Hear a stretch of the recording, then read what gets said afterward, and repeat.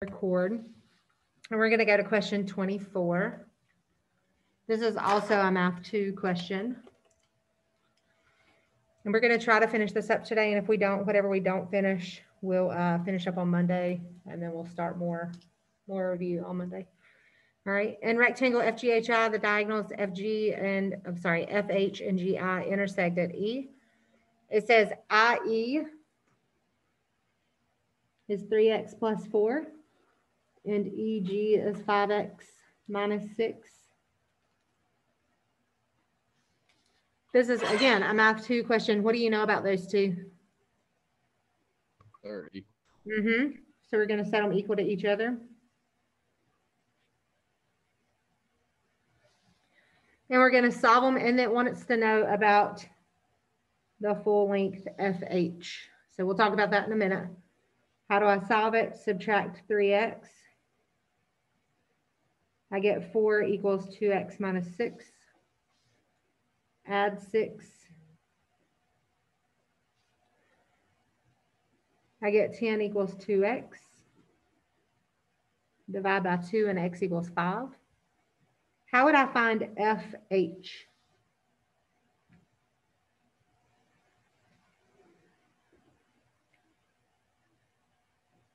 What do I know about FH? It's equal to IG. Yeah, and how would I find the total IG? You plug them back. Plug in x and add them up. So 3 times 5 plus 4. What's 3 times 5 plus 4? 19. And then 5 times 5 minus 6. So 5 times 5 is 25 minus 6 is 19. So 19 plus 19 is 38. 38. That's it. Again, you would have really had to find this one, plug it in, because this one was 19 and we know they're equal. So there you go. All right. Any questions on 24? Pretty simple. All right. Look at 25. 25 just looks complicated because it's got a lot of crap in it. But again, this is also a Math 2 question. So GH, I just go ahead and label them, is x plus 3. PG is 4x plus 1. And GJ is 2x minus 1. Is there anything you can tell me about them?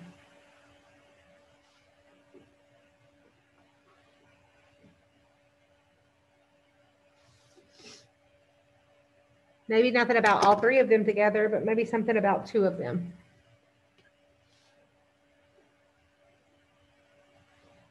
What do you think? What's it look like?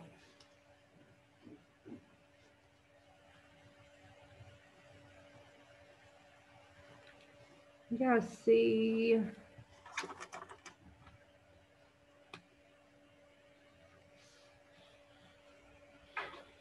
This triangle is a right triangle, and it's got these 2 little lines down here, right? This also is a right triangle, and it also has the 2 little lines. So what do you know about these 2 triangles? They're equal to They're equal. So what do you know about these 2 sides? They're equal. So we're going to set them equal. 2x minus 1 is equal to x plus 3. How do I solve?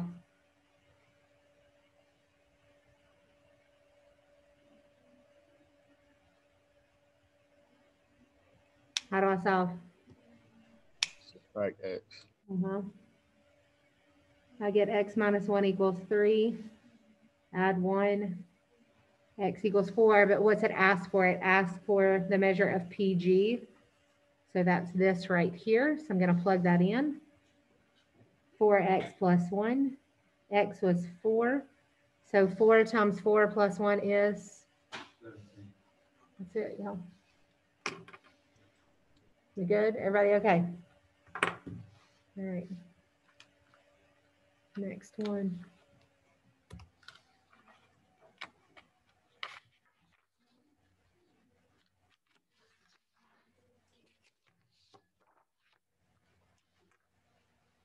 When we see equations like this, what do we have to do to them? And you don't have to tell me specific, like the actual, what do you do?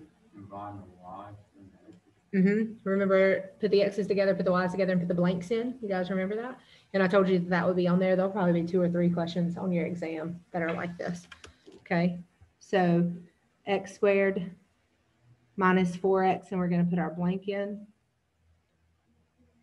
plus y squared, sorry, minus 4y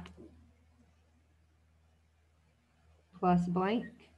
We're going to move the other number over, so we subtract that 4. We got to get it to the other side. And remember, what I do to one side, I do to the other.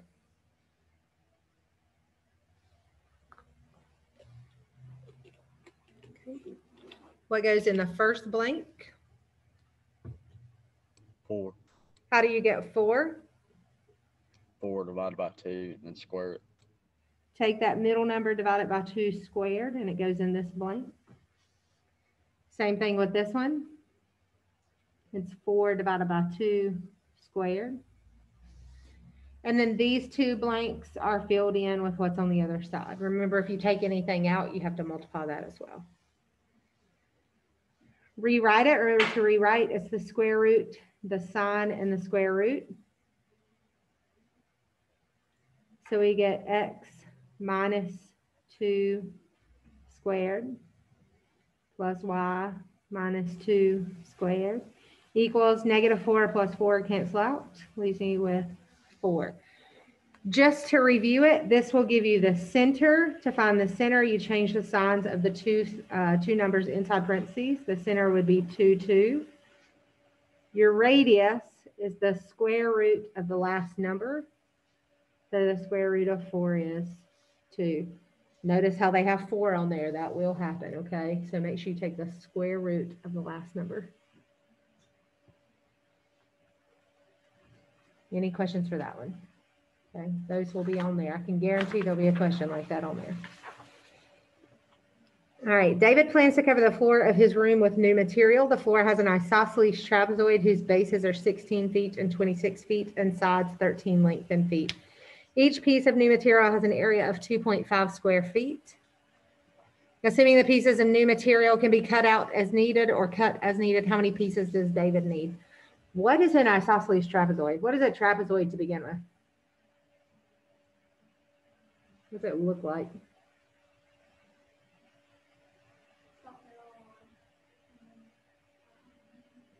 Yeah, it's kind of like a cutoff triangle, right? So it's like draw a triangle and then cut off the top of the triangle. So if it's a trapezoid or a trapezoid, isosceles trapezoid, sorry, what that means is these 2 sides are the same. Okay, so that's isosceles trapezoid. The bases are the top and the bottom. So the bases are 16 and 26.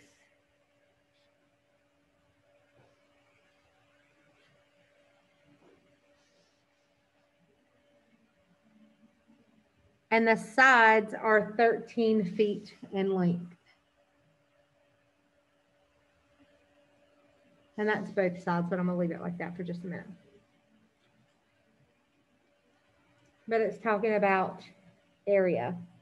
Okay, each new piece of material has an area of 2.5 square feet. Assuming the pieces of new material can be cut as needed, how many pieces does David need? So what we need to figure out is the area of this trapezoid. You can do this a couple different ways. The first way is you can find it using the formula for the area of the trapezoid. How many of you know the area of the trapezoid formula? Right, everybody see that? But remember that you can cut it into different formulas, okay? So the trapezoid can be cut into 2 triangles and a rectangle. So how many of you know the triangle formula for an area? How many of you know the rectangle formula? See what I'm saying? So you can use those and then be smart about it. You don't have to remember the trapezoid, and that's what I told you. You don't have to do it. So here's what you're going to do. We made right triangles. Everybody agree with that? Yeah. All right, so I'm going to pull one of those right triangles out for a minute just so we can look at it separately. We know that this is 13. Okay, we know that this is 13. How would I figure out how much this bottom is? Because I see that this is 26, but I just need this one little part.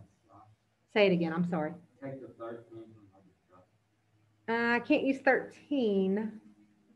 16. Okay, so the 16 will take away this much of it. So that'll leave me with how much if I take away 16? 10. So I have 10 between the two. So how much is each one? 5. 5. Does everybody understand that? Now tell me if this is a right triangle, how I figure out that side right there. Pythagorean theorem. So I do x squared plus 5 squared equals 13 squared. Perfect. So I'm lazy and I just go ahead and subtract 5 squared, but I do that in my calculator. I don't do that in my head. And I get x squared equals 144. And then I know that the square root of 144 is 12. But if you don't know, use your calculator because you can the whole time.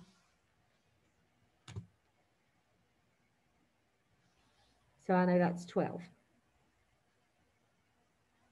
All right, so listen carefully. What figures do I have in a trapezoid? 2 triangles and 1 rectangle. So 2 triangles plus 1 rectangle. Okay. So 2 times, what's your area of a triangle?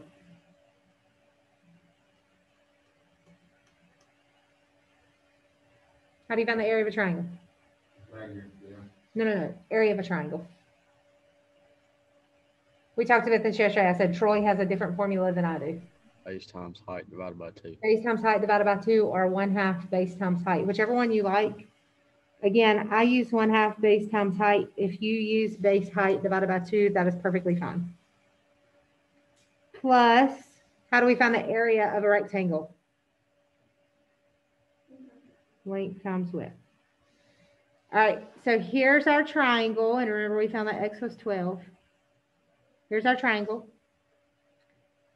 What's our base? Not 6. Read. 5, yeah. That's just my writing. What's your height? 12. Here's your rectangle. Think about what we said. What's your length and your width? 16 and 12. All right. Your 2 and your 1/2 will cancel out. You can just multiply it in your calculator if you want to. What's 5 times 12? 60. 16 times 12 is 192. Gives us 252.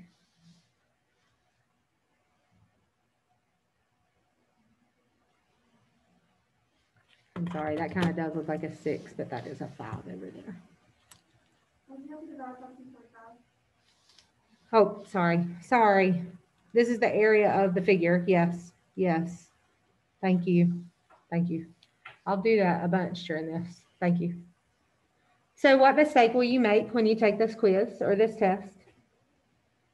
You'll see the 252 and circle it. I'll do that too. I do it too. But what did it ask for? How many does he need? Right. So what do we got to do? Divide it by the 2.5. So I apologize. And I clearly have it wrote down right here, not even looking. Divide it by the 2.5 and you get 100.8. So how many pieces is he going to have to buy? 100. Good. Sorry, y'all. Stay on top of me. Thank you. I appreciate that. All right. So which method is most likely to produce a random sample of 5 students from a school club? So we want a completely random sample. Selecting 5 club members who have brown hair. Selecting the 5 club members who have raised the most funds for the club. Selecting 5 club members from a hat containing the names of all members. Or selecting the 5 club members who arrive last to the club meeting. C. Yeah, it's always going to be like the hat method is what it's called. Okay. They may make a list, so take all the lists and pick every 5th student. Something like that would be a random as well, okay? And we'll see that with the other ones that we'll do. All right, so these are pretty easy. They're just plugging in. We haven't done anything with margin of error or anything like that, but it tells you everything. So it's plugging into the formula. It's not hard. So you don't have to know anything about margin of error to be able to do this, okay?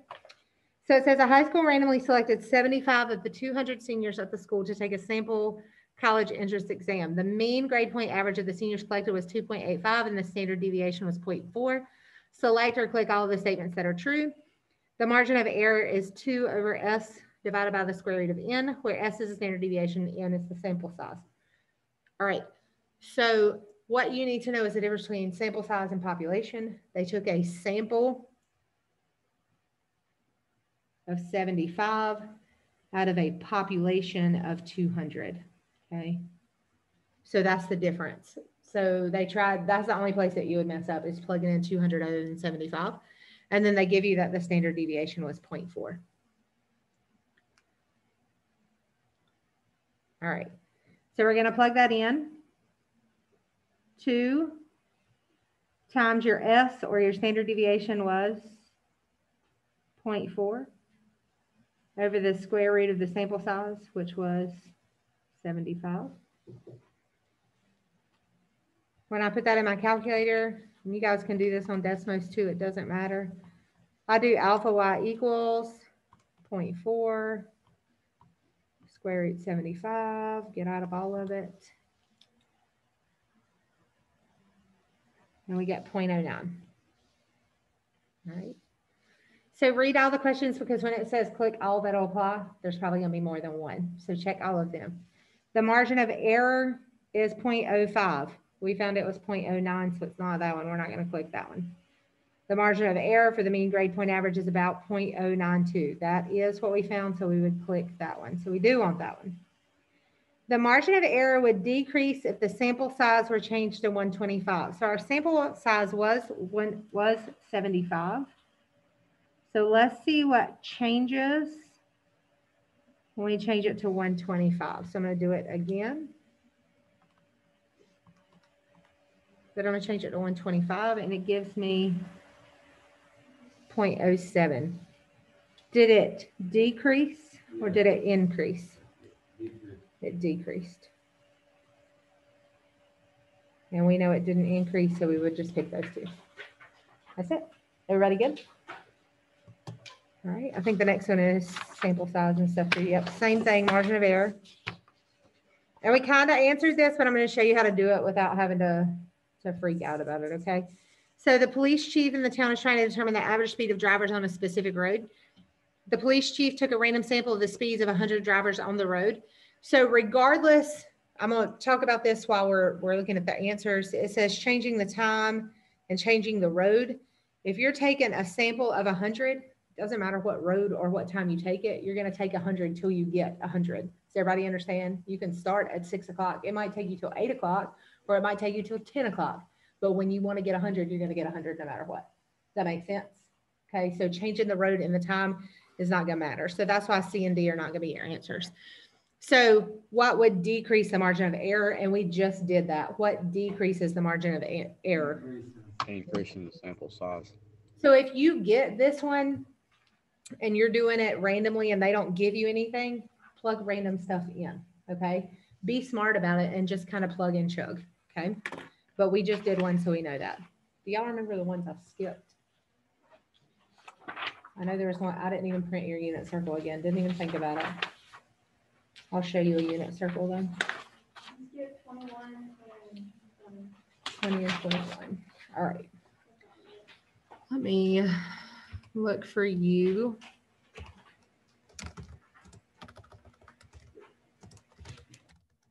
I think I have one saved on my computer, but this will work just as good.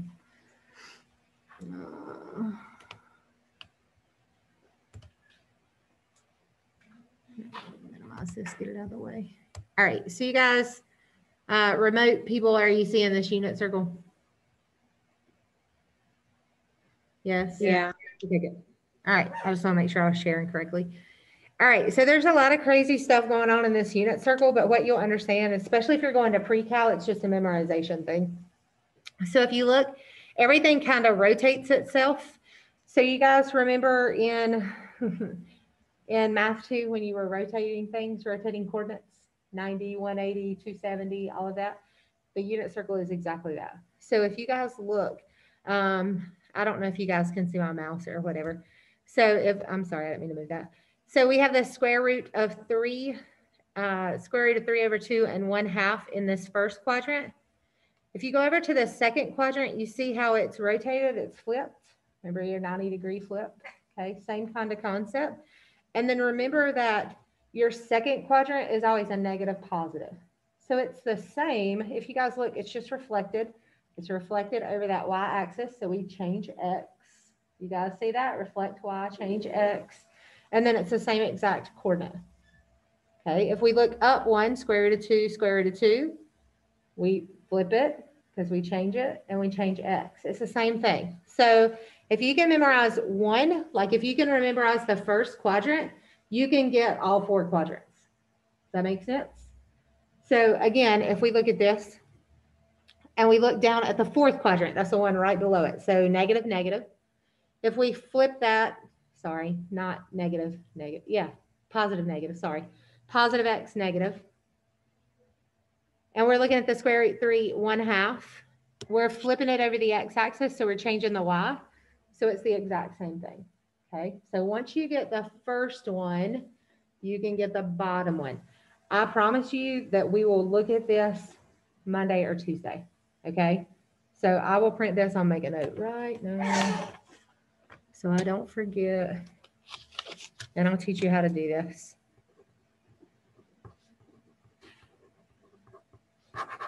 When you go to pre-cal, how many of you in here have pre-cal next semester?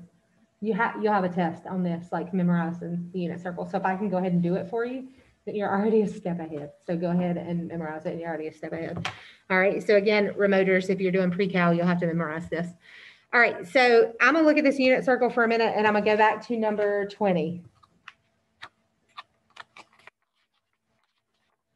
So on number 20, it shows you that point M, and it tells you that point M has an x coordinate of negative 1/2.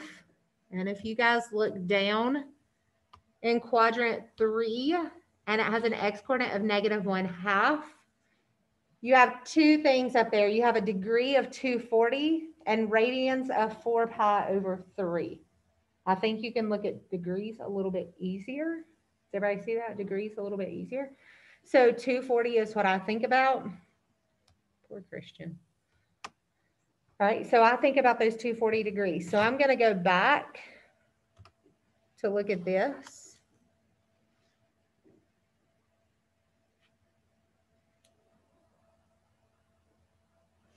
And all I do is change this from degrees to radians. And the way that I do that is I'm going to multiply by pi over 180. We'll hit this again where you'll have to change from radians to degrees. And the only difference is you flip that over. Okay, but the one we're looking for right now is this one. We're going to go from degrees to radians because it asks you for thousandth of a radian. So we're going to do 240 times pi over 180.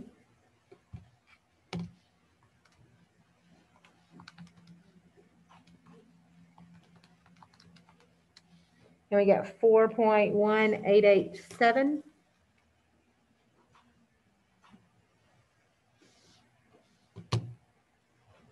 Which is B. So it's not a hard problem. It just looks crazy. If you don't know the unit circle, you won't know it. And I always wait till the end to do unit circle. Ms. Burkhart likes to teach it her own way, but it's really quick. And again, you'll need it for pre-cal, so I'll wait till the very end. All right, so there's question 20. That's all you have to do. And we'll see another unit circle question within the other reviews that I do with you on Monday and Tuesday. So don't stress out. Like I said, I'll show you unit circle.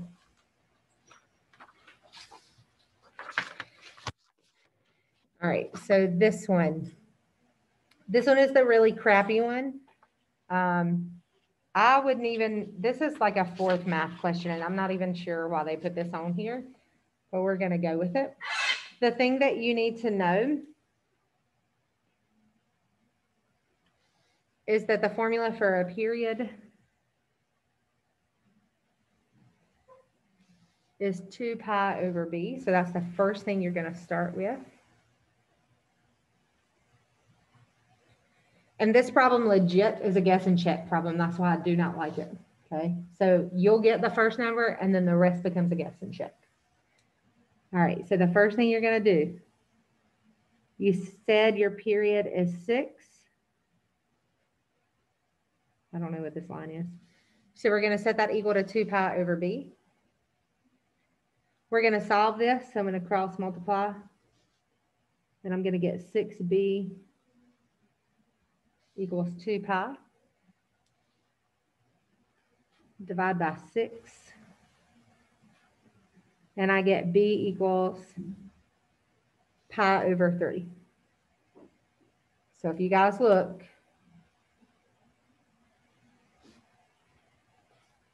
b is going to be pi over 3.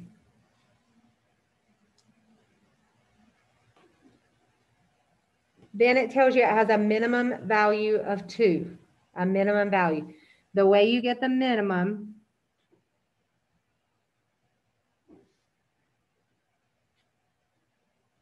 is you do this h minus this a. H minus a. And again, we want the minimum equal to 2.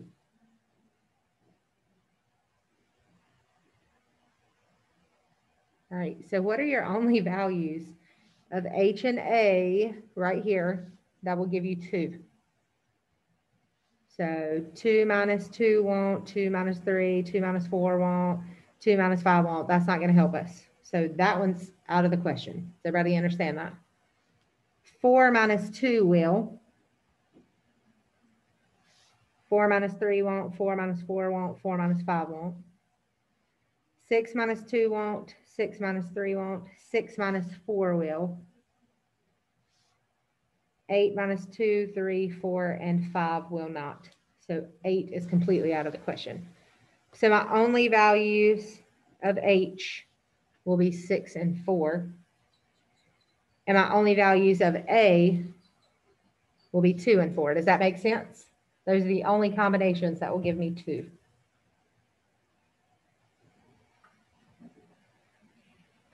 Now, it is literally a guess and check. So I'm going to pull up Desmos for you guys, if I can.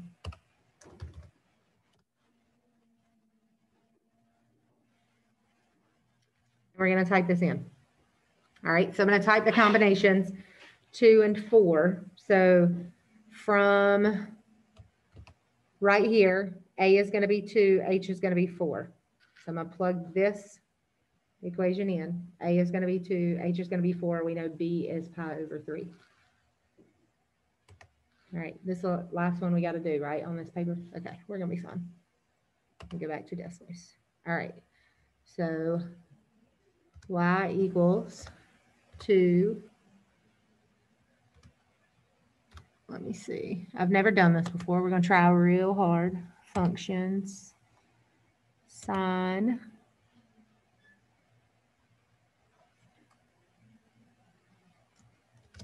pi over 3. Not like that.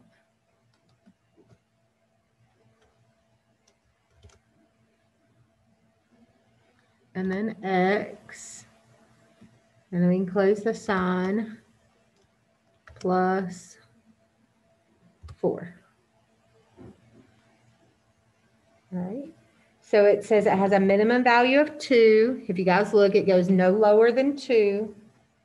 And then it says it has a point. Do you see that next line? A point, 2.5, and 5. So 2.5, watch this, 2.5. 5. Is that on that curve? Everybody see that? Okay, so this one looks to be the answer. The 2 and the 4 looks to be the answer. Let me do the other one for you, okay? It's 4 and 6. So let me change this to a 4. And let me change this to a 6. The minimum value is 2, but what's wrong with the point? You guys see that the point is not on the line, right? So it can't be it. So the only thing it can be, when I go back, it can't be this value. That didn't contain the point. So it's got to be a 2 for the A and a 4 for the H. And that's literally it. So it becomes guess and check. Still had the minimum value of 2, but it didn't go through the point. Any questions? All right, so what you guys have, I'm gonna pull this up so you can see it. And I do want you working on this. In your modules, I posted new released versions. Notice there's not anywhere to turn anything in. It's not for a grade, not anything like that. But when you open them up, there's new released versions. One of them is very short. I can't remember. I think one of them is only like 13 questions. If I'm correct from, what's this one? This one's 20. Is this one? No, this one's the long one. I think the other one's only like 13. I could be wrong, but I'm pretty sure from last year. Nope, I'm lying to you completely. See that? Yep, y'all see why I'm not taking it for a grade? All right, so I want you to go over them and work them out, 17, 18, 19, 20. So that one's only 20 questions. The other one is, let's check it out. Don't go anywhere, Zoomers. It'll have the answers too, so don't freak out. It'll be there too. 13, 14, 15. This one might be the longer one.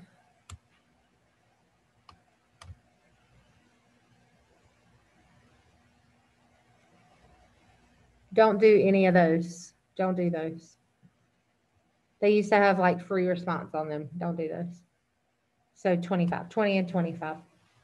All right. Is everybody good? So just try them. You can try them on a separate sheet of paper. When you get to some that you don't know, kind of star them, and that will help us. That will help us review a little bit more. You can be like, Ms. Jones, I need you to go over this one. I need you to check one like this out. Does that make sense? Is everybody good? All right, so I'm gonna stop sharing. People at home, if you have any questions, let me know. Seriously, try some of those questions. I want good discussion on Monday and Tuesday. Real good discussion, okay? You're free to go. Any makeup work, make sure you guys are doing it. It's due Monday.